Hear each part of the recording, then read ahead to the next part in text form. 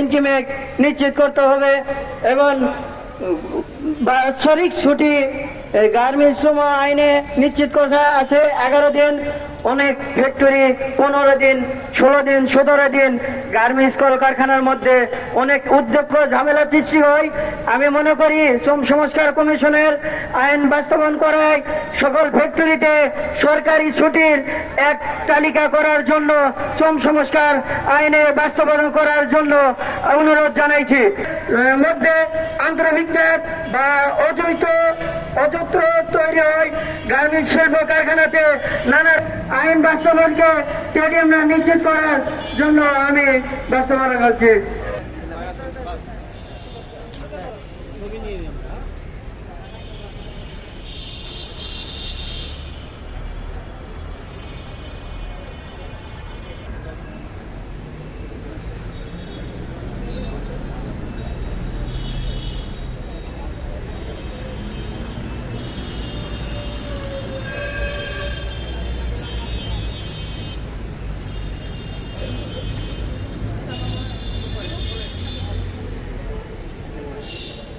আমাদের আজকের সবাই উপস্থিত আছেন পুস্তক বাধাই শ্রমিক ইউনিয়নের সাধারণ সম্পাদক জনাব আব্দুল আলিম। ইতিমধ্যে আমাদের সমাবেশে উপস্থিত হয়েছেন নারী সংহতির সাধারণ সম্পাদক অপরাজিতা চন্দু। আমি এই মুহূর্তে বক্তব্য রাখার জন্য আহ্বান জানাচ্ছি টঙ্গী শাখার সংগঠক আকলিম আক্তারকে, শ্রমিক নেতা আকলিম আক্তার।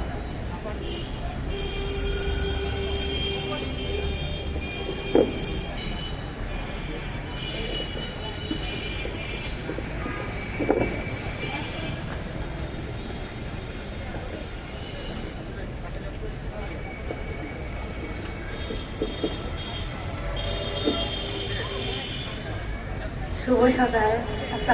কিছু আলোচনা করার জন্য এখানে দাঁড়িয়েছি। আসলে বক্তব্য হলে অনেক বড় হয়ে যায়, যেহেতু আমি একজন পাশাপাশি গার্মেন্টস শ্রমিক এবং গার্মেন্টসের চাকরিও করি। সেক্ষেত্রে আমি গার্মেন্টসের খুব কাছ থেকে দেখেছি অনেক কিছু, যেটা অনেকে হয়তো দেখে নেওয়া নাই।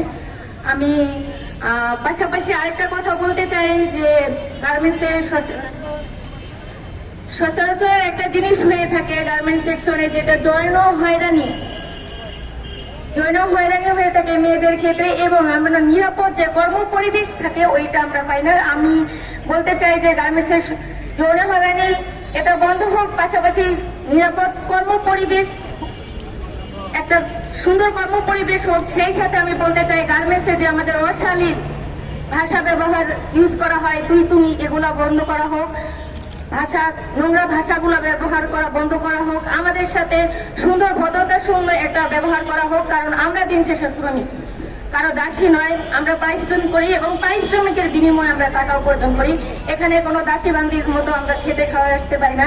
সেই সাথে সরকারকে আমি একটা কথা বলতে চাই, বাংলাদেশের 84% আয় আসে গার্মেন্টস শ্রমিক থেকে, কিন্তু আমরা দিন শেষে কোনো সরকারের কাছেই আমরা শ্রমিকরা কোন সরকারের কাছ থেকে কিছুই পাই না। আয়টা আমাদের মাধ্যমে হলো, আমরা ওই আয়ের ভাগিদার হই না। সেই আমি বলতে চাই যেন এবার এই সরকার নির্বাচনের আগে আমাদের যে শ্রম আইন যে সংস্কার করা হয়েছে, প্রস্তাবনা করা হয়েছে, ওরা একটাও যেন বাতিল না হয়, সবগুলো যেন সুষ্ঠু সম্পূর্ণভাবে এই আইনগুলো বাস্তবায়ন করা হয়। আর পাশাপাশি আমি কিছুদিন আগেও দেখলাম যে আমাদের একজন শ্রমিক মারা গেছে নীলফামারীতে।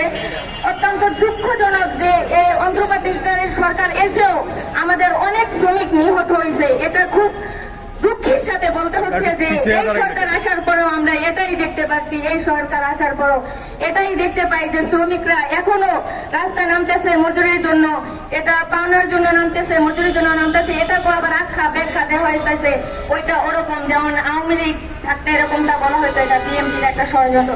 কোন ষড়যন্ত্র না, কোন ষড়যন্ত্র নেই। এটা শ্রমিকে যখন পাওনা পাইবে, তা যখন পেটে ক্ষুধা থাকবে সে নামবে। এটা যেই সরকারি থাকুক, যেই থাকুক, যখনই থাকুক, এটাকে কখনো কোনো অন্য কোনো ব্যাখ্যা দেওয়া যাবে না, অন্য কোনো ইঙ্গিত করা যাবে না। শ্রমিকের ন্যায্য পাওনা বুঝিয়ে দিলে আপনার রাস্তাঘাটে কোনো শ্রমিক নামবে না। আপনি ন্যায্য অধিকার বুঝিয়ে দেন, আপনার জন্য রাস্তাঘাটে কোনো শ্রমিক নামবে না। এটাকে কোনো ভাবে দেখবেন না। আমি সেই সাথে বলতে চাই গার্মেন্টসে নিরাপদ কর্ম পরিবেশ এখনো হয় নাই, নিরাপদ কর্ম পরিবেশ যেন হয়। আর বারবারই বলি শ্রম আইন, আমরা আইনে অনেক বাধা ছিল আগে, আইনে এমন ভাবে করা ছিল আগে যে আইনগুলো 2006 সালে যে সংসদীয় যে আইন ছিল ওইখানে শ্রমিক 30% শ্রমিকের জন্য ছিল না, বাকি 90% অনেক মানে এর চেয়েও বেশি ছিল। 30%ও ছিল না, 20% হয়তো ছিল শ্রমিকের জন্য। এবং নির্বাচনের আগেই যেন বাস্তবায়ন করা হয়, নির্বাচনের কোনো ব্যাখ্যা যেন না দেওয়া হয়, নির্বাচনের জন্য কোনো পিছানো যাতে না হয়। ধন্যবাদ সকলকে।